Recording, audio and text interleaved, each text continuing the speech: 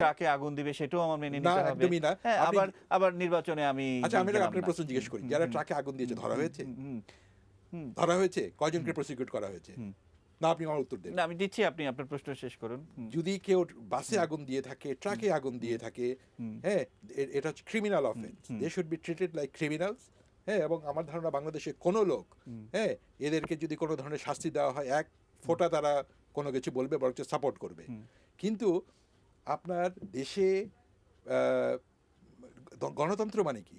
গণতন্ত্র মানে হচ্ছে যে জনগণ, আমাদের এখনকার যে কনটেক্সট, সেই কনটেক্সট হচ্ছে যে জনগণ তাদের রিপ্রেজেন্টেটিভ ইলেক্ট করবে এবং they will have a choice. কিন্তু চয়েস ছাড়া যদি আপনার একতরফাভাবে আপনার প্রতিনিধিদেরকে আমাদেরকে উপরে চেপে দেয়, যেমন আমি কথা বলি, আমি থাকি আপনার বনানীতে, আমার এলাকার মধ্যে যে দাঁড়িয়েছে আমি জানিও না, বিশ্বাস করবেন যে আমি জানিও না যে কে দাঁড়িয়েছে, হঠাৎ শুনলাম 35% ভোট পায়নি, গণিকে জিতে গেছে। নির্বাচিত এবং হয়েছেন। সবচেয়ে ইন্টারেস্টিং ব্যাপার, ওই দিনকার ওই রাস্তাঘাটের মধ্যে কাকপক্ষীয় মনে হয়েছিল না, এরকম অবস্থা ওই জায়গাটাতে। না, এখন হয় কি যে এগুলো জিনিস তো মানে, যদিও পলিটিক্স আজকে আমাদের আলোচ্য বিষয় না, কিন্তু পলিটিক্স মানে চলে আসবেই। আপনি কান ধরে টান দিলে যেরকম পুরো মাথাটা চলে আসবে, আপনি যে কোনো জিনিস নিয়ে কথা বলতে চান, আলটিমেটলি কিন্তু পলিটিক্স চলে আসবে। তো আইটি সেক্টরের মানে সর্বশেষ যে পরিস্থিতি থাকছে, যে নতুন নতুন চ্যালেঞ্জ কিন্তু আমাদের সামনে আসছে, তো এই চ্যালেঞ্জগুলো মোকাবেলা করার জন্য যে দক্ষতা, সেই দক্ষতার জন্য কি করণীয় আমাদের? এটা দেখেন, এটা আমার মনে হয় যে আমরা সবাই জানি কি করতে হবে, সবাই জানি না, কিন্তু তারপরও আপনাদের লেভেল থেকে না, আমাদের কথা কেউ শোনে না, সরি। হ্যাঁ, আপনার আমার অ্যাকচুয়ালি আমি বলি আপনাকে, 2000 সালে তখন আপনার মহিউদ্দিন খান আলমগীর সাহেব ছিলেন স্টেট মিনিস্টার ফর প্ল্যানিং।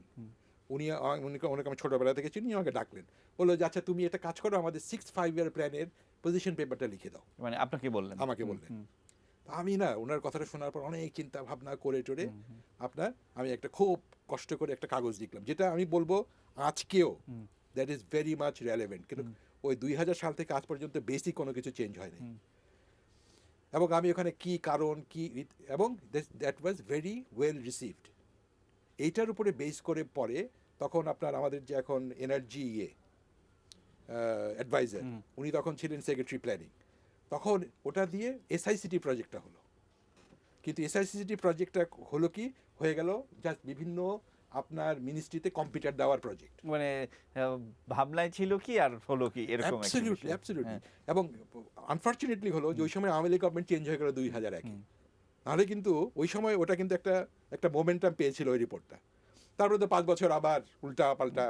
হ্যাঁ, তো আমার ধারণা যে আমরা সবাই জানি, হ্যাঁ, একটা আমার কাছে মনে হয় যে একটা সদিচ্ছার একটা অভাব আছে, অর্থাৎ আমরা যারাই ক্ষমতায় যাই তারাই আমাদের কিছু আলটেরিয়র মোটিভের মধ্যে চলে যায়, নিজের ক্ষমতা কুক্ষিগত করা, টাকা পয়সা ইত্যাদি জিনিসের প্রতি একটা লোভ চলে আসে। আর আমরা জানি যে এটা তো আমি তো অ্যাকাউন্টেবল না, আমি যদি কিছু না করি কি হবে। হ্যাঁ, আমি আজকে আসি, 2 দিন পরে তো আমি থাকবো না, কিন্তু আমাদের ব্যাপার তো তা না। হ্যাঁ, আমি দেখেন, আমার এটা হচ্ছে 34 বছর থেকে আমি আছি, এবং এই সেক্টর যদি ডেভেলপ না করে আমার কোনো ডেভেলপমেন্ট তো হবে না। হ্যাঁ, কারণ সেক্টরে ডেভেলপমেন্ট হতে হবে। অ্যাবসলিউটলি, তাহলে কি হবে? আমি তো আর এখন আর যে ব্যাংকার হতে পারবো না। আমরা তো মনে প্রাণে চাই এটা ডেভেলপ করুক। আর পাশাপাশি আমি যদি মানে ইন্ডিয়ার কিছু উদাহরণ, যে বেঙ্গালোর সিটিকে ঠিক সেইভাবে গড়ে তোলা, যে এখানে আইটি সিটি। না, বেঙ্গালির সিটিটা হচ্ছে পরের ব্যাপার। আসল ইন্ডিয়ান স্ট্রেংথ হলো ওদের এডুকেশন সিস্টেম, যেটা বারবার আমি বলছি যে ইন্ডিয়া, দেখেন 76-এ ইন্ডিয়া আপনার বললো যে যে কোনো বিদেশি কোম্পানি যদি ইন্ডিয়ায় থাকতে হয় তাদেরকে 51% শেয়ার ইন্ডিয়ান কোম্পানি থাকতে হবে, এবং এটার জন্য আইবিএম এবং কোকাকোলা কোম্পানি ইন্ডিয়া থেকে চলে গেল। ঠিক আছে, যে তারা এই কন্ডিশনে রাজি নয় বলে। কিন্তু ইন্ডিয়ার প্রত্যেকটা আইআইটিতে আইবিএম এর মেইন ফ্রেম ছিল, এবং আমার স্পষ্ট মনে আছে সেই মেইন ফ্রেমগুলোকে আপনার হংকংয়ের অফিস থেকে মেনটেন করা হতো। ওরা জানতো, ওরা কিন্তু কম্পিউটারগুলোকে বাদ দিয়ে দেয়নি। হ্যাঁ, এবং ওই যে ওরা যে ইনভেস্ট করছে এডুকেশনে ফ্রম, আমি বলবো 1960 থেকে, ওইটা ডিভিডেন্ড ওরা এখন নিচ্ছে। ওদের আসল স্ট্রেংথ কি? ওদের আসল স্ট্রেংথ হচ্ছে এডুকেশন। হ্যাঁ, দ্যাট, এবং এডুকেশন আমাদের এখানে যদি আমরা ওরকম একটা এডুকেটেড ক্লাস তৈরি করতে পারি, হ্যাঁ, আমার ধারণা এটা লাগবে 10 থেকে 15 বছর, ঠিক আছে?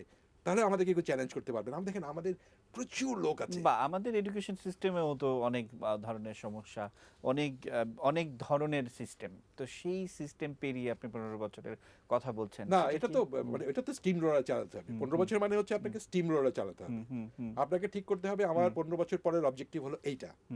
এটাকে যদি আমার করতে হয়, আমার এত এত এত লোক লাগবে বেস লেভেলে, এত লোক লাগবে এই জায়গায়, এই লাগবে। এবং আপনার এই যে আমাদের যে এডুকেশন সিস্টেম, যে আমার যার ইচ্ছা হলো বিএ পড়তে গেল, এমএ পড়তে গেল, এগুলো বাদ দিয়ে দিতে হবে।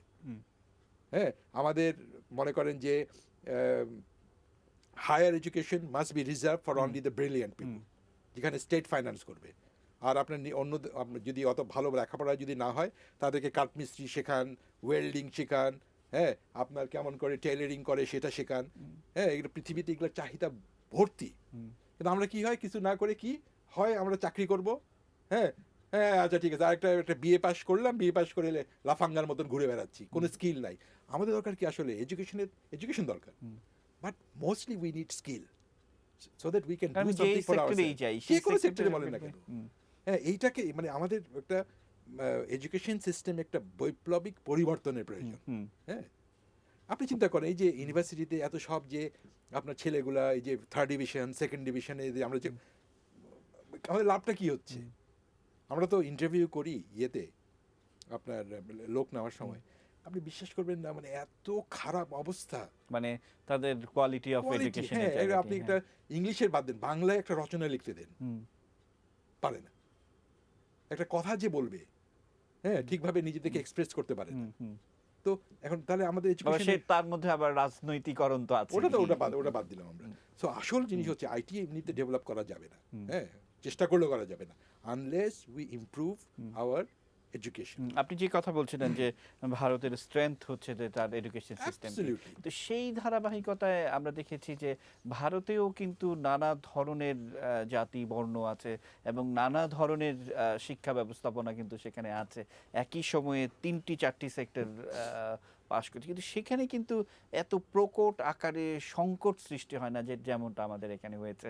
আমাদের শিক্ষাঙ্গনে আমরা দেখেছি যে শিক্ষার চাইতে রাজনীতিটাই বেশি এবং ধর্মীয় রাজনীতি আরো বেশি। তো সেক্ষেত্রে সেই জায়গাগুলো ডিঙিয়ে আপনি 15 বছরের কথা বলছিলেন, সেটি কি মানে কতটা চ্যালেঞ্জিং? না, এখন দেখেন অনেকগুলো মডেল আছে। একটা মডেল হতে পারে যে আওয়ামী লীগ এখন যেটা করছে সেরকম, ঠিক আছে, 15 বছর আমরা ক্ষমতায় থাকবো, কাউকে আমরা উঠতে দিব না, কথা শুনতে পারবো না, কিন্তু আমরা চুরি করব না, আমরা চামারি করব না, আমরা দেশের উন্নতি করব, আমি সাপোর্ট করব। হ্যাঁ, কিন্তু আপনার ওই যে ওনাদের একজন নেতা ইয়ের মধ্যে বলবেন যে ক্রেস দিয়েন না, হ্যাঁ, আমাকে ক্যাশ দেন। এগুলা তো মানে আপনার মানে কনফিডেন্স বিল্ড করে না। আওয়ামী লীগ বলুক, দেখেন আমাদের দেশে হয়তো একটা সার্টেন পিরিয়ডের জন্য, হ্যাঁ, মেবি অটোক্রেটিক রুল হচ্ছে সবচেয়ে ভালো রুল, ঠিক আছে, হতে পারে, হ্যাঁ, কিন্তু ওই মানে কনফিডেন্সটা তো আমার মধ্যে তৈরি করাতে হবে। এখন তো আমার কাছে মনে হয় যে ক্ষমতায় যাওয়া মানে হচ্ছে লুটপাট করা। হ্যাঁ, কে কতখানি লুটপাট করবে, কে কত টাকা আপনার চুরি করবে, এটাই হচ্ছে কাজ। ওইরকম যদি কেউ যদি আসে বলে যে আমি চুরি করবো না, হ্যাঁ, কিন্তু আমি 10 বছর 15 বছর কাউকে ক্ষমতা আসতে দিব না, আমি থাকবো, আমার যদি ভুল হয় তুমি আমার এটা করবা, হ্যাঁ, অথবা 10 বছর পর আমার গুলি করে মেরে ফেলো। আমরা একেবারে শেষ পর্যায়ে শেষ একটি প্রশ্ন দিয়ে শেষ করতে চাই। আইটি সেক্টরের এই বিষয়গুলোর জন্য কি সুপারিশ করবেন আপনি, যে এই শিল্পের বিকাশ এবং প্রতিযোগিতায় টিকে থাকার জন্য? আমার মনে হয় যে আমার একার পক্ষে এরকম কোনো সুপারিশ আপনাকে করা আমার পক্ষে সম্ভব না। হ্যাঁ, কারণ সুপারিশ করলে এটা মানে শুধু কথার কথা বলা যাবে, এমন তো কোনো কথা নেই, এমন হবে না। বাট আমার ধারণা যে এই সেক্টরে আপনার অনেকেই আছেন যারা সত্যিকার নিজের অন্তরে জানেন যে অ্যাকচুয়ালি আমাদের কি করা দরকার। এটা নিয়ে অনেক কথাবার্তা হয়েছে। হ্যাঁ, আমাদের শুধু সদিচ্ছাটা যদি থাকে, হ্যাঁ, যে না সত্যিকার অর্থে আমরা এটাকে চাই, আমরা দেশকে সত্যিকার অর্থে ভালোবাসি, হ্যাঁ, এবং দেশের উন্নতি হলে আমার উন্নতি হবে, এটা যদি আসে, নট উল্টাটা না যে আমার উন্নতি হলে দেশের উন্নতি হবে। আমাদের সমস্যাটা হয়ে গেছে আমাদের উন্নতি হলে দেশের উন্নতি হবে না, দেশের উন্নতি হলে আমাদের উন্নতি হবে। এটা যদি মনের মধ্যে ঢোকানো যায়, তাহলে আমরা মনে হয় যে আমরা উন্নতি করতে পারবো। আমরা একেবারে শেষ পর্যায়ে শাহজামাল মজুমদার বীর প্রতীক আমাদেরকে সময় দেওয়ার জন্য আবারও ধন্যবাদ এবং অভিনন্দন জানিয়ে জি। আজকের অনুষ্ঠান শেষ জি, করছি। ধন্যবাদ। প্রিয় দর্শক যারা এতক্ষণ সাথে ছিলেন প্রত্যেককে ধন্যবাদ। আপনারা জানেন থেকে রবি থেকে বৃহস্পতিবার 1:15 এই অনুষ্ঠানটি নিয়ে আমরা আপনাদের সামনে হাজির হই। আজ বিদায় নিচ্ছি। আবারও যেতে যেতে মনে করিয়ে দিব নিউজের আপডেট পেতে হলে চোখ রাখুন শুধুমাত্র এটি নিউজের পর্দায়।